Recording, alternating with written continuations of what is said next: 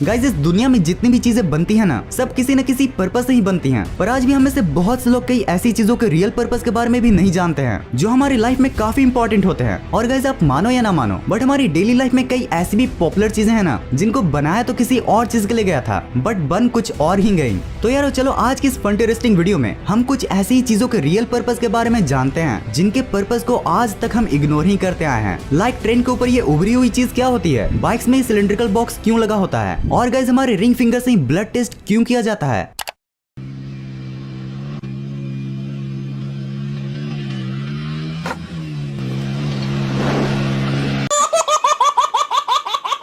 अगर आपके साथ कभी ऐसा इंसिडेंट हुआ है तो आपको बाइक की सस्पेंसर क्या होती है ये तो पता ही होगा। अच्छा, पर क्या आपको ये मालूम है कि नए सस्पेंसर के साथ आने वाले इस बॉक्स का क्या काम होता है? नहीं ना, कोई नहीं। दरअसल इस बॉक्स में प्रेशराइज्ड नाइट्रोजन गैस को भरा जाता है और इस तरह के सस्पेंसर को नाइट्रॉक्स सस्पेंसर कहा जाता है। अच्छा, अगर आपने बाइक चलाई होगी तो आपको ये तो जरूर पता ही होगा कि जो नॉर्मल सस्पेंसर होती है ना, वो फिर 50-60 किलोमीटर चलने के बाद झटके देने लगती है। ये इस वजह से होता है क्योंकि उनके अंदर प्रेजेंट हाइड्रोलिक फ्लूइड में कुछ इस तरह के झाज बन जाते हैं जो ऑयल को और हार्डर बना देते हैं। अब इस बॉक्स में प्रेजेंट प्रेशराइज्ड नाइट्रोजन गैस इसी झाज को नहीं बनने देता, जिससे आपकी बाइक लॉन्ग डिस्टेंस चलने के बाद भी आपको झटके नहीं देती। अगर आपने कभी ब्लड टेस्ट करवाया होगा तो आपको ये तो पता ही होगा कि ब्लड टेस्ट करने वाले अक्सर रिंग फिंगर से ही ब्लड टेस्ट करते हैं। पर यारो ऐसा क्यों? क्या बाकी उंगलियों में खून नहीं होता? होता है ना, तो फिर उंगलियों के साथ इतना भेदभाव क्यों? दरअसल ये आपके बेनिफिट के लिए ही किया जाता है। देखो, आपके मिडिल फिंगर में नर्व नीचे होती है, तो ब्लड सैंपल के लिए उसमें सुई को अंदर तक डालना पड़ेगा। और आपका थंब और स्मॉल फिंगर बहुत ही छोटे होते हैं, इसलिए उसमें भी आपको काफी दर्द होगा। और यारो पहले ये माना जाता था कि लेफ्ट हैंड की फोर्थ फिंगर की नस डायरेक्ट हमारे हार्ट के साथ कनेक्ट होती है। और गाइस फिर इसी रीजन की वजह से लास्टली उन्होंने इस रिंग फिंगर को चुना। आजकल अगर पार्टी में कोका कोला ना हो तो यार पार्टी पार्टी नहीं लगती है, बल्कि ठीक वैसी पार्टी लगती है जैसे कि अपने बच्चे के बर्थडे में हमारे बगल वाले शुक्ला जी देते थे। बस एक समोसा और काम खत्म। बस फालतू में हमारा 200 का गिफ्ट जाता था। एक मिनट, हम कहाँ थे? सॉरी, वो मैं थोड़ा इधर उधर। अबे साले, तभी मेरा माफ करना, गुस्से में इधर उधर निकल जाता हूँ। वहाँ कोको कोला। तो यारो क्या आपको पता है कि असल में कोको कोला किस पर्पज से बनाया गया था? अगर नहीं तो आपको जान लेना चाहिए कि पहले के समय में ये बहुत ही ज्यादा यूजफुल था। पहले कोको कोला का use drug addiction, alcohol addiction और ऐसी सब चीजों की लत को छुड़ाने के लिए किया जाता था। और कोको कोला पहले हेडेक और स्टोमिक पेन को भी कंट्रोल करता था। ये एक टाइप से दवा थी। दारू नहीं रे बाबा, दवाई है। देखा, बाबू भैया को भी पता था। और आज देखो, ये सिर दर्द हटाने की जगह सिर दर्द और मोटापा दे रही है। सोचो, आज हम पार्टी में शौक से दवा पीते हैं। वाह।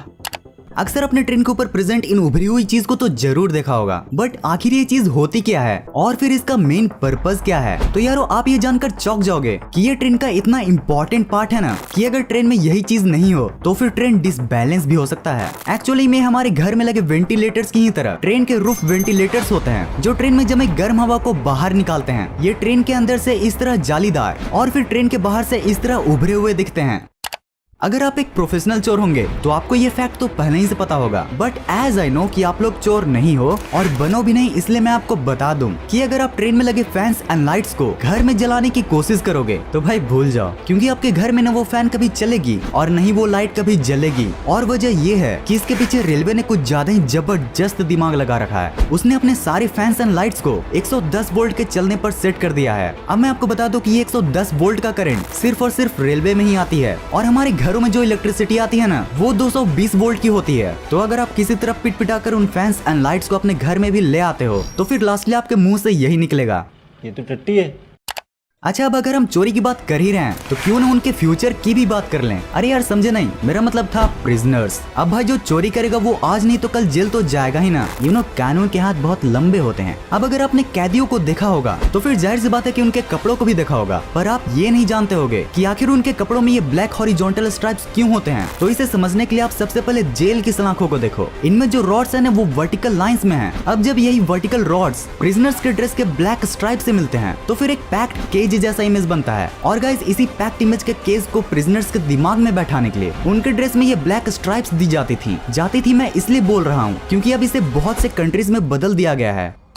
अगर आप भी मेरी तरह 90s या फिर अर्ली 20s के बंदे हो तो आपको ये वाली ट्यूबलाइट तो याद ही होगी। हाँ, वही ट्यूबलाइट जिसे हम हजारों बार किसी न किसी वजह से तोड़ देते थे और फिर बिल्कुल सेम तरीके से मम्मी हमें तोड़ती थी। पर क्या आपने कभी ऑब्जर्व किया है कि उस ट्यूबलाइट में जो बॉक्स होता था ना, उसका असल में यूज क्या था? अगर आपने कभी सोचा तो आज मैं आपको बताता हूँ। पहले मैं आपको बता दूं कि आजकल की एलईडी लाइट में ऐसा कोई भी बॉक्स देखने को नहीं मिलता है, पर उस टाइम में था और इसके बेसिकली 3 रीजन थे। सबसे पहला रीजन ये है कि ये जो बॉक्स होता है ना, जिसे चॉक कहते हैं, वो बेसिकली करंट को कंट्रोल करता है और फिर दूसरा काम है उस करंट को ट्यूबलाइट में भेजना और फिर उसके बाद करंट को लिमिट करना। दरअसल ट्यूबलाइट को एक बार चालू होने के लिए 1000 वोल्ट तक की करंट की जरूरत होती है और फिर एक बार चालू होने के बाद वो बस 240 वोल्ट में चल सकती है। तो यारो ये बॉक्स बस वही करता है, सबसे पहले 1000 वोल्ट देता है और फिर एक बार शुरू होने के बाद उसे 240 वोल्ट का ही पावर सप्लाई करता है।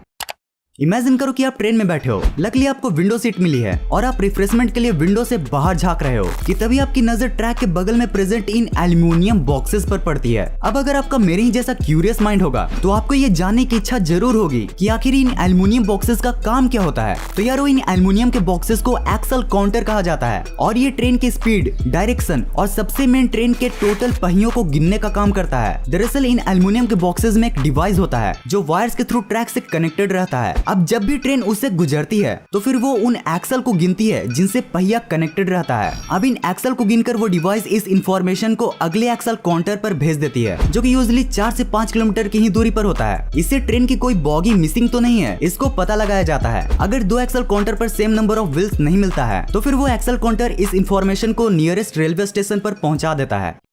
गाइज, अगर आप ट्रेन में सफर करते होगे तो आपने ये बात तो नोटिस किया ही होगा कि जैसे ही रात होती है वैसे ही ट्रेन की स्पीड सुपर फास्ट हो जाती है। बट यारो ऐसा क्यों होता है? क्या ड्राइवर किसी को ट्रेन में सोने नहीं देना चाहता या फिर ड्राइवर को भूतों से डर लगता है? एक्चुअली में ऐसा हो भी सकता है, बट इसका मेन रीजन कुछ और है। सबसे पहला रीजन ये है कि रात में ट्रेन के ट्रैक्स पर इंसानों और जानवरों का आना जाना कम होता है, तो ड्राइवर को भी सल्लू भाई बनने का टेंशन नहीं होता। दूसरा रीजन ये है कि रात में ट्रेन के मेंटेनेंस का काम भी बंद होता है, तो इसी वजह से कहीं भी ट्रेन रुकती नहीं है। और तीसरा और मेन रीजन ये है कि रात को स्टेशन एंड सिग्नल्स की लाइट बहुत क्लियर होती है, जो कि ड्राइवर्स के लिए काफी हेल्पफुल होता है।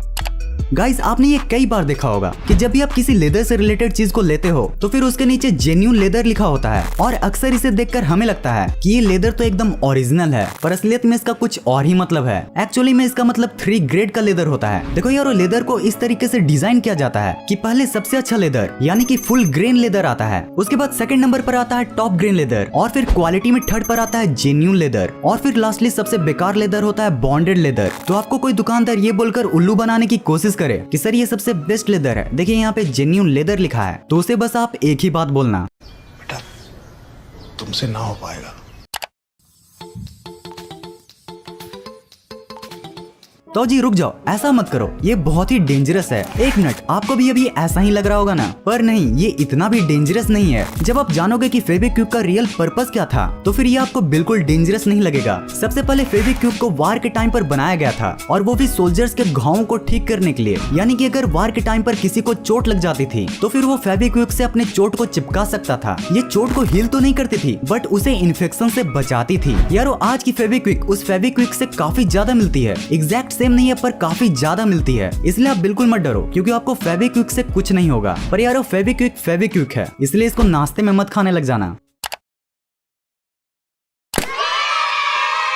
Guys, thank you very much. आज आप लोग की वजह से हमने 500K का माइलस्टोन कंप्लीट कर लिया है। यारो, तुम लोग ग्रेट हो। इसी तरह अपना प्यार हमें आगे भी देते रहना ताकि मैं अपने स्टडीज के साथ आपके लिए और भी फन इंटरेस्टिंग वीडियोस बनाता रहूं। इस वीडियो के लिए बस इतना ही था। अगर आप इस सीरीज के पिछले पार्ट्स को देखना चाहते हो तो आप यहाँ से देख सकते हो। वीडियो को यहाँ तक देखने के लिए thanks for watching this entire video.